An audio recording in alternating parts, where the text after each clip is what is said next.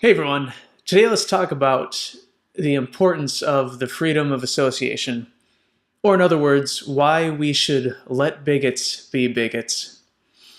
So, in the past couple years, there have been a number of news stories about Christian businesses declining to do business with gay couples when they are like planning for their wedding or whatnot. And this ranges from like a bakery to a pizza shop to I think even a church or two, or even a more of like just a public space, or I guess a private space, declining to do you know any uh, hosting for a gay marriage. Now, at the same time, all this is going on. Obviously, government recognition of gay marriage has increased, which is a good thing.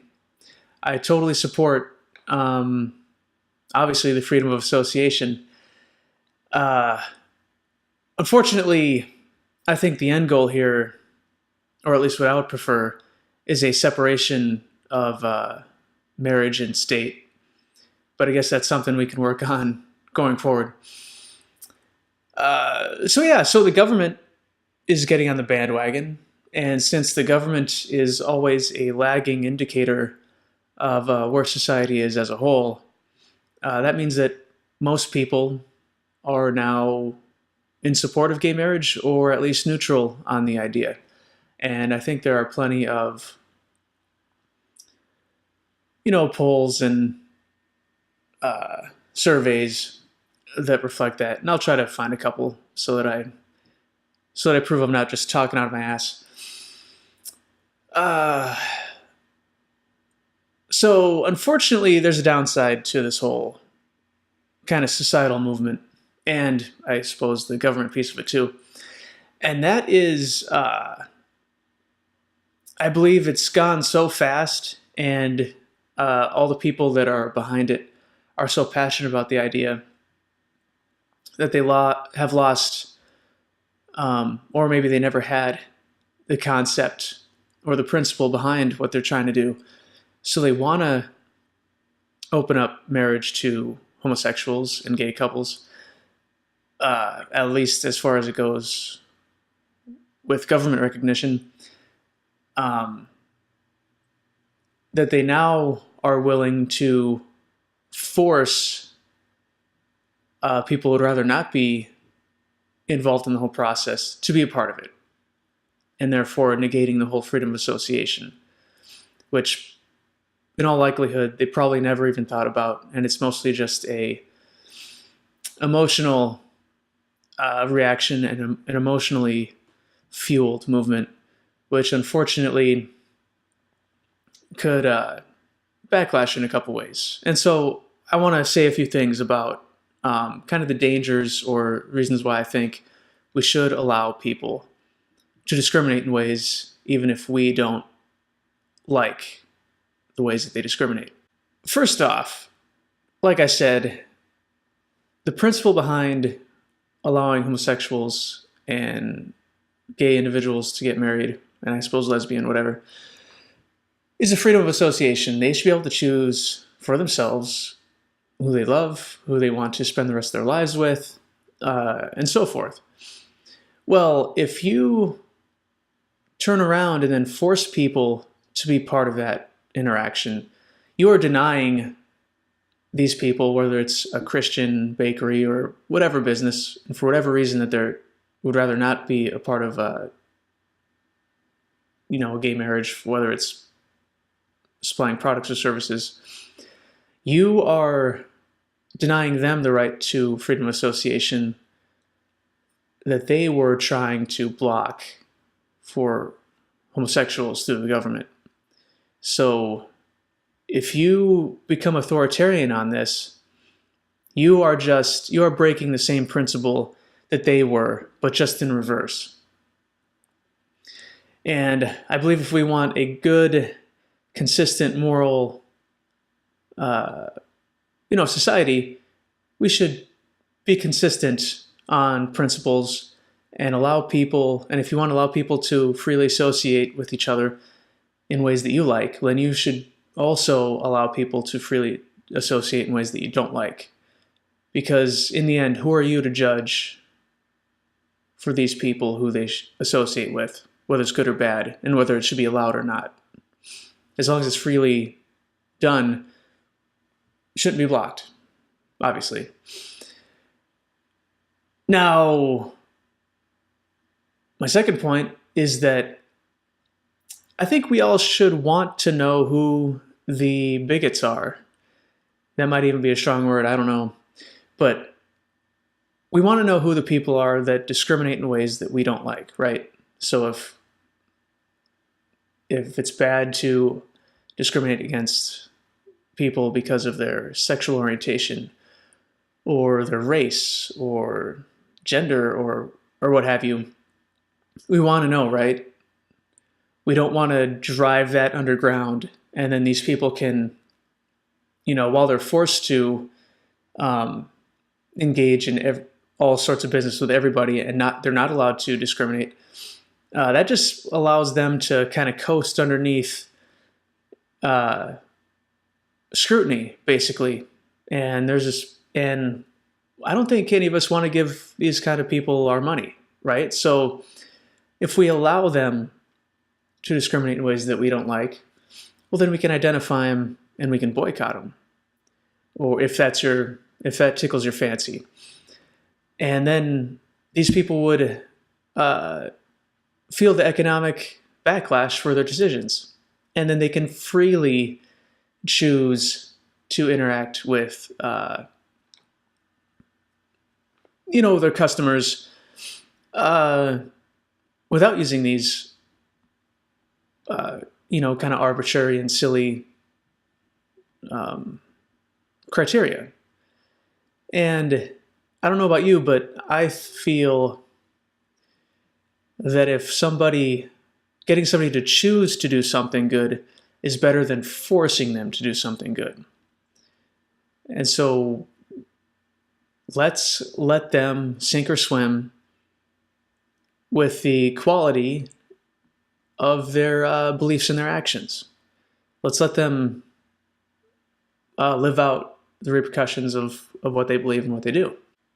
And finally, there's a complication that may happen going forward, considering the change in demographics that we're experiencing. And it's kind of happened on the left several times before this, where especially with social justice warriors, where there's so many different protected groups and contradicting rules and stuff, that they're starting to attack each other. And I think something similar might happen here. So specifically with mass immigration from Muslim countries.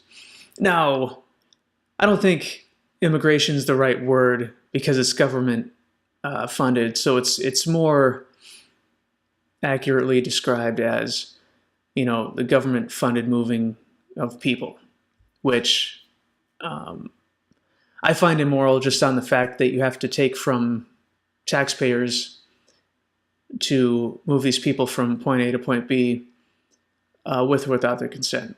And if you want to know how I feel about taxes, search for a video on the channel called "Taxation is Theft." That'll be juicy for you. So we got a lot of Muslims coming over from third world countries. And these places are notoriously bad on gay rights, even outright hostile. There are plenty of places where it's punishable by death for being homosexual. But now that we have all these people coming over, and, in theory, they're going to engage in the economy, they're going to start businesses, they're going to, the first couple of generations may not assimilate quickly, especially if they kind of keep to themselves. But what happens when you have a Muslim bakery and a gay couple comes in and they want a cake or they want, pastries or whatever. And then the Muslim business owner says, oh no, my religious beliefs bar me from doing so. Which minority's rights trumps the other, right? Because, I mean, especially coming from the left, who have been the heavy pushers for marriage equality, are also the same ones who are rather forceful and vocal about attacking people for criticizing Islam. But now what happens when those two fronts collide with each other? Because you have two different, for lack of a better word, principles coming from the left, being, gay marriage is good and equal and everybody should be forced to participate in it if that comes into their sphere. Then you have the other one saying that Islam is good. You can't criticize their beliefs. They should have religious freedom. What happens when those collide with each other? And that highlights the basic flaw with telling people who they can and cannot associate with. And in a way, it'll be darkly funny. The first national headline that breaks that story. So, in conclusion, the freedom of association is kind of like the freedom of speech or freedom of expression. The freedom of speech is there because we want to protect all forms of speech, including those that we would find objectionable or even offensive. Because, what's really radical and powerful about defending a speech that is inoffensive or mundane? You don't need concepts and principles to protect that. You need that kind of stuff for stuff that people might find objectionable and want to suppress. And so freedom of association is very similar. And I would even argue they're the same thing. But just so we can clearly define concepts, I guess, freedom of association is the same way. It's good because people should be able to choose who they associate with, who they love, who they do business with, who their friends are, and all those kinds of things. Basically, things that we all do. We all discriminate all the time for various different reasons. I'm sure there are plenty of us out there who won't date somebody who smells bad all the time, or we won't date someone that isn't the right height. Guys like to date women that are shorter than they are, and on the whole, and women like to date men that are taller. And there are people that like, oh, well, I like brown hair or platinum or all that stuff. While some of these things might be, kind of tacky or superficial, but we don't attack people for it. And the same principle goes with who you want to do business with. Just because it's more absurd and socially it's less acceptable to discriminate on basis of, for this example, sexual orientation. It's the kind of stuff that needs to be protected, because if we start limiting and telling people who they can and cannot and who they're forced to associate with, well then, a little bit later, we'll just add on to the rules. Oh, now you're also forced to associate with, X, or it sets a precedent saying that it's okay for the government to tell us who we can and cannot interact with. which is a very, very dangerous road. But so it's better, let everyone choose for themselves, and then we can look around ourselves and evaluate who we want to associate based on who other people associate with, if we want to get meta with it. But yes, so more freedom. More freedom is always consistent and rarely, if ever, contradicts itself, kind of like I outlined a little bit earlier. But that's what I got to say about that. If you have any agreements, disagreements, let me have it in the comment section. Rate the video if it tickles your fancy, and I will talk to you later. Thanks for listening.